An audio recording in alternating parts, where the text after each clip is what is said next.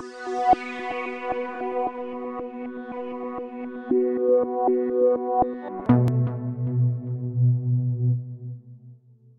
this video, I will give you an introduction to the theme Urban Services and Infrastructures. And I will shortly address how this challenge is related to general notions of fundamental needs and sustainability.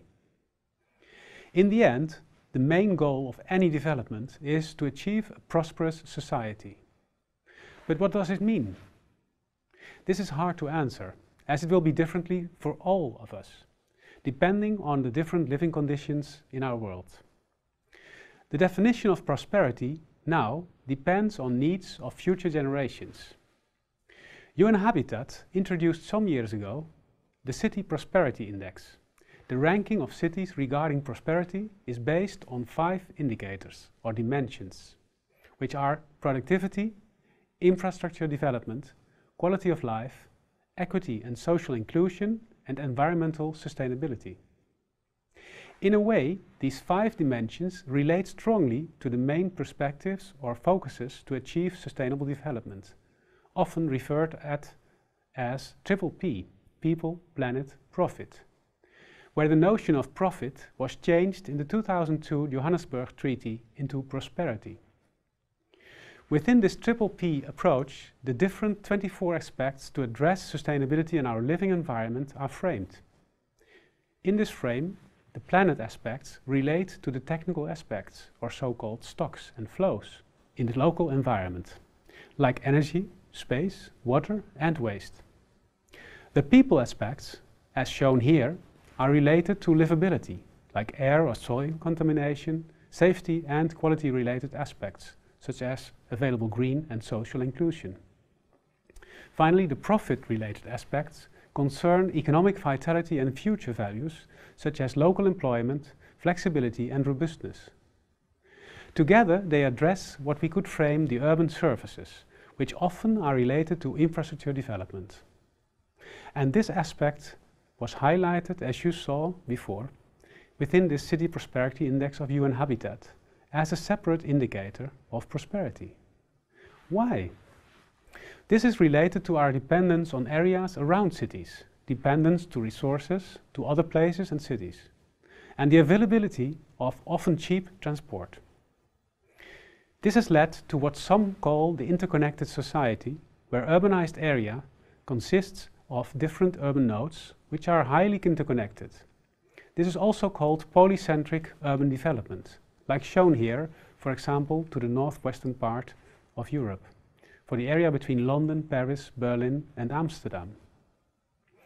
PPP, and in particular the notion of prosperity, forms the basis of sustainable development.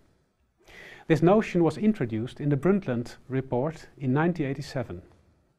In simple words, this means that our children need to inherit an equal or better world than we have ourselves. So sustainable development is not a static notion. It also relates strongly to how we try to achieve sustainability and how to respond to environmental pressure and aspects of change, such as climate change.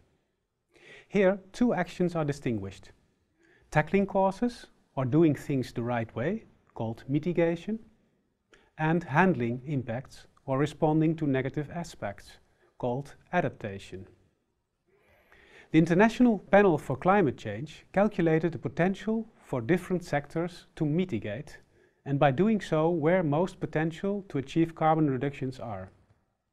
As you can see in the graph, in particular buildings, transport and energy supply are key sectors to achieve positive change towards a sustainable society.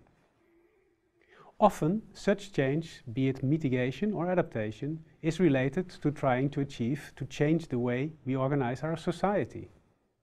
From one based in linear flows of input and output, into one which is based on circular flows, where output can become input again, often referred to as renewables. And this is strongly related to this video's theme of urban services and infrastructures. Infra is Latin and refers to below. Infrastructures are defined as the essential or fundamental facilities and systems serving a country, city or area, including the services and facilities necessary of its economy to function. Of course, it doesn't refer only to structures below the ground. Infrastructures are all over to provide our society with essential services such as transportation of people, goods, energy and water. The importance of infrastructure for our society has increased significantly, as UN Habitat already implied by including infrastructure as a main indicator of prosperity. At the moment, infrastructure often drives urban development, which is referred to as the existing paradigm, as originally this was the other way around, namely that urban development defined infrastructures. For this reason, I will take you one step back to the need for infrastructure. So what defines the need for infrastructure? This is called the suprastructure and defined as the different standards of societal needs and goals. To define the need for infrastructure, we should look at the relation between infrastructures, buildings and systems with the societal goals that are aimed at. There are so-called fundamental needs to support societal goals. These fundamental needs are the same for every human on Earth.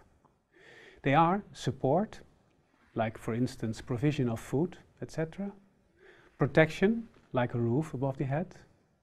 And further, affection, understanding, participation, relaxation, expression and freedom. Cities are physical expressions of social structures and the fulfillment of these fundamental needs. Activities to sustain fundamental needs can be called urban services. Examples are transportation of material flows, supply of water, supply of energy, etc. But also housing or cultivation and provision of food. Such urban services can be materialized.